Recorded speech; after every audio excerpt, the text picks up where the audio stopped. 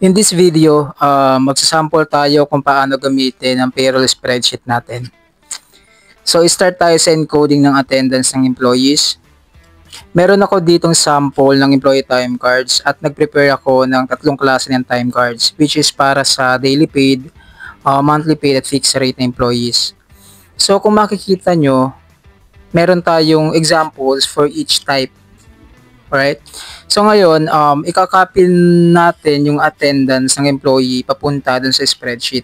Pero before tayo mag-record ng attendance, kailangan muna nating encode yung personal at payroll details ng employee. So para gawin yon, balik tayo ng dashboard. So mula sa dashboard, i-click lang natin yung record employee details.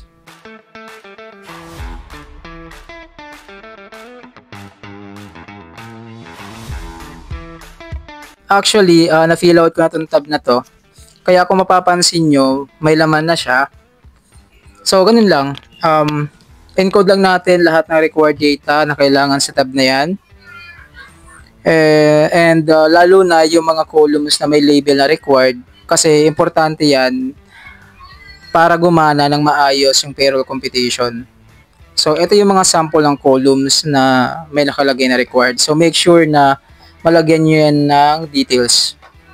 Alright? Lalo na yung mga daily rate, yung monthly rate. So, yan. Importante yan para sa computation. So, encode lang natin yung mga datas dyan.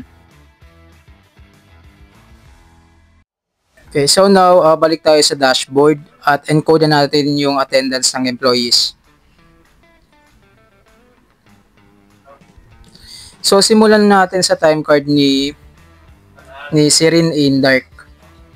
Okay, so since na daily paid ang pay type niya, under ng daily paid employee sa dashboard, click lang natin yung record employee attendance.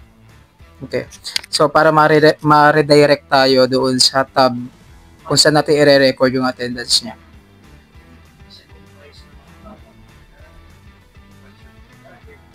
Yan. So, before tayo mag-start ng encoding ng attendance, lagyan muna natin yung column ng date. So, balik tayo ng time card, check natin yung cut-off period. So, ang cut-off period niya is from January 1 to January 15. So, may lang ako ng encode dyan. So, that is January 1 to January 15. So, copy-paste lang natin yan, copy. And then, paste natin doon sa date column.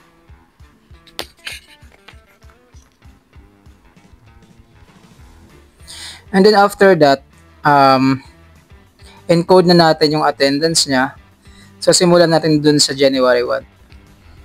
So, balik tayo ng time card. So, January 1 niya, under ng event is normal day. So, gayahin lang natin yan.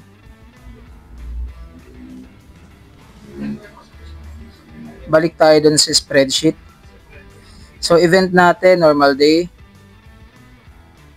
And then, copy and paste lang natin yung in and out. O time in, time out, and then yung break niya. So, from 11 AM hanggang 8 PM. So, make sure lang na ang format na ipa-follow nyo is yung 24-hour clock o yung military time. So, yung 20 o'clock na yan is equivalent to yung 8 PM. Right. Next tayo, January 2. So, same schedule, event niya is normal day din. Nagkaiba lang doon sa time in, time out. So, copy-paste lang natin yan. Hanapin uli natin sa drop-down, normal day. And then, time in is 11 AM hanggang 10 PM.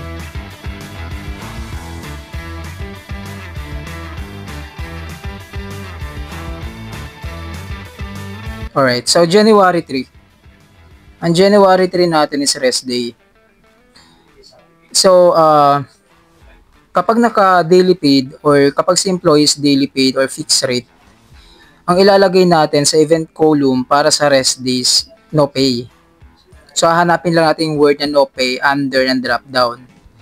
Ganun din kapag absent si employee. In short, para sa mga unworked rest days and absences, dapat ang tagging natin sa event column ay no pay. Right? So, balik tayo ng spreadsheet. Hanapin natin sa drop down, no pay. So, yun. Oops. So, no pay. Alright. January 4, ang tagging natin. Okay, since na-absent si employee, ang tagging dapat natin dito is no pay. So, copy-paste lang natin to. No pay. Next, January 5, normal day. Pumasok siya from 11 a.m. hanggang 11 p.m. Dito naman, since na beyond 10 p.m. ang schedule ni employee, kailangan din natin i-fill in yung column ng night differential para masama sa computation yung oras na pasok sa night differential pay. So, ang night differential is from 10 p.m. hanggang 11 p.m.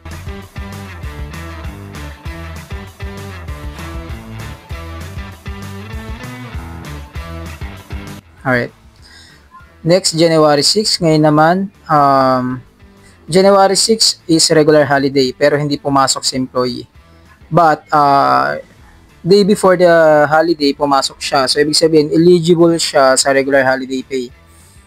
So, ang tagging natin dapat dito is regular holiday. Okay, so, para masama siya sa computation, para magkaroon siya ng 100% ng basic salary niya, kailangan naka-regular holiday yung tagging. Next tayo, January 7. January 7 is normal day. So, hanapin lang natin sa drop down, normal day. And then, encode lang natin yung schedule niya. Okay, so dapat i-fill in din natin yung column ng night differential since na nag-exceed din siya ng 10 p.m. So, next tayo.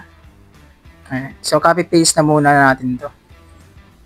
Alright, so next tayo, January 8. January 8, special holiday, and then present si employee. So, dito naman, hanapin natin sa drop-down list yung special holiday. And then, encode lang natin yung schedule ng pasok niya.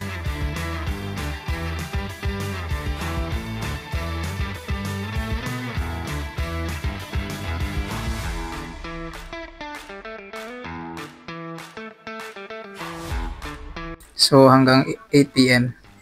Next tayo, January 9. Ang January 9, normal day. And then, from 12 noon hanggang 8 p.m. Alright. So, encode natin yung schedule.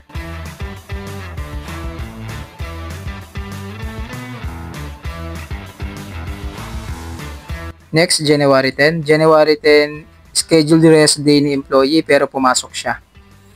Okay? So, dito, since na pumasok siya, ang tagging dapat natin sa event is rest day. And then, encode natin yung schedule niya. So, which is yung from 11 a.m. hanggang 8 p.m. So, hanapin natin rest day. And then, lagay lang natin yung time in, time out. Then, break.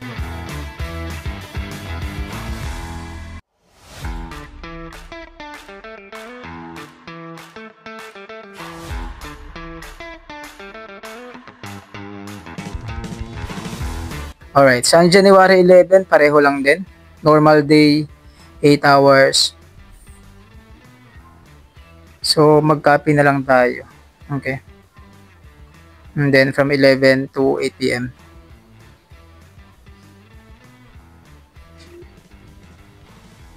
January 12 natin. Ganun din, pareho ng schedule. So, copy-paste lang.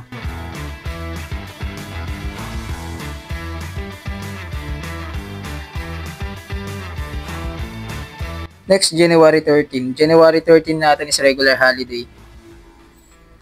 So, pareho nung kanina. So, under ng event, regular holiday, and then lagay lang natin yung attendance.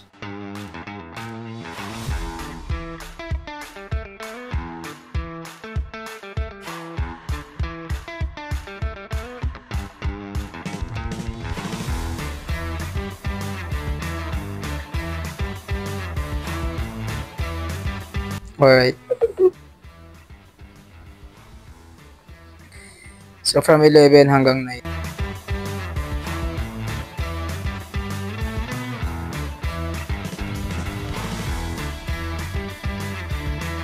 Okay. So, on January 14, January 15 natin, normal day, 8 hours lang din. So, copy-paste lang natin yan.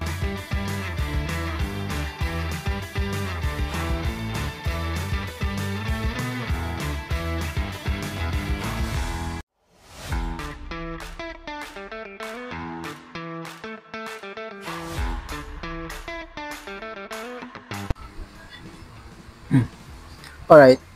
So, ngayon balik tayo sa dashboard.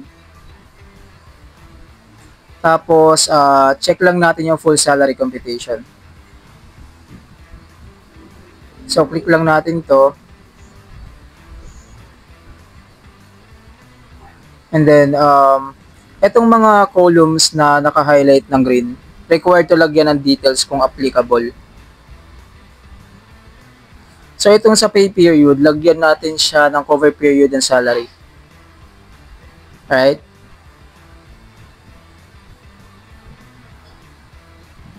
So, for this one, check natin yung time card. So, ang cover period niya is from January 1 to January 15, 2025.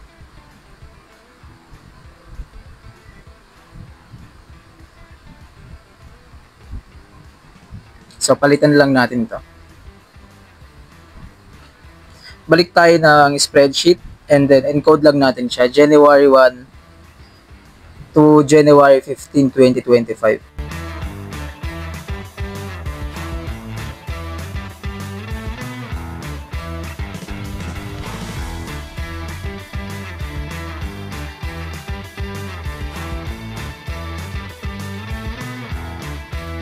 Alright, check natin yung computation.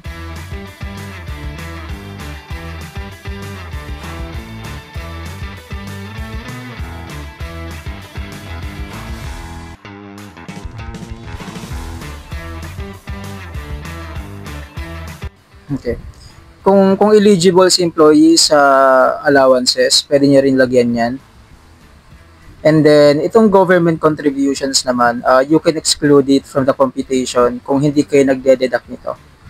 So, ang gagawin nyo lang, change nyo lang yung yes to no. Right? So, palitan natin ito ng no. So, para mawala yung amount under ng government contributions.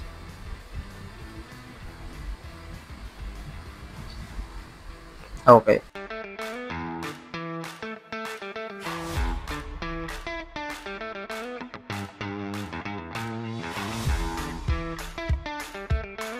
So, same din dito, same with the withholding tax. So, change lang natin siya, gawin nating no.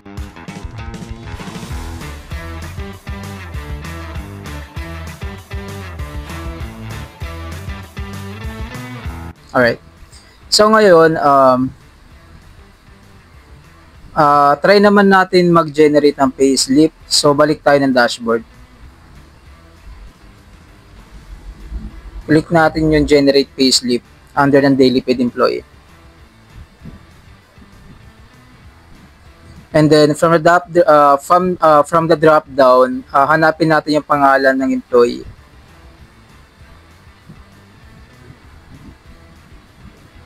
So kung mapapansin nyo, naka-auto filled in na yung ibang details once na ilagay nyo yung name ng employee.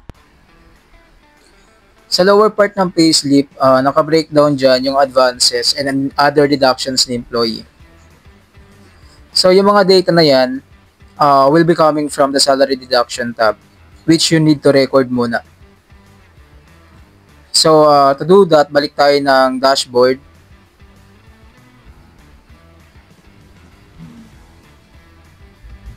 And then click natin yung record salary deductions.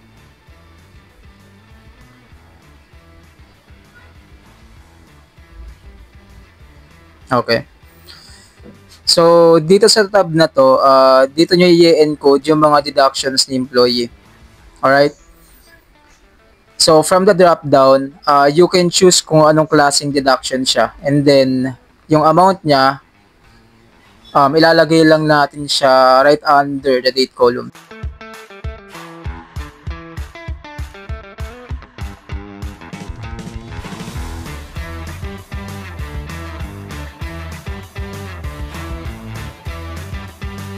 Alright. Check natin yung payslip kung nag-reflect yung deduction na na-encode natin. So, balik tayo ng dashboard.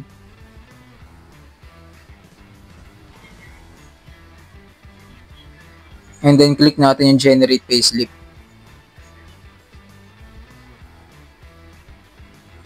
So, mapupunta siya, ayun, sa may baba. Alright, so naka-autofill na rin yan. So once na mag-encode kayo doon sa salary deduction tab, automatic na mapupunta siya dyan. So that's it na muna for this video. Try naman natin sa next video yung iba pang pay type.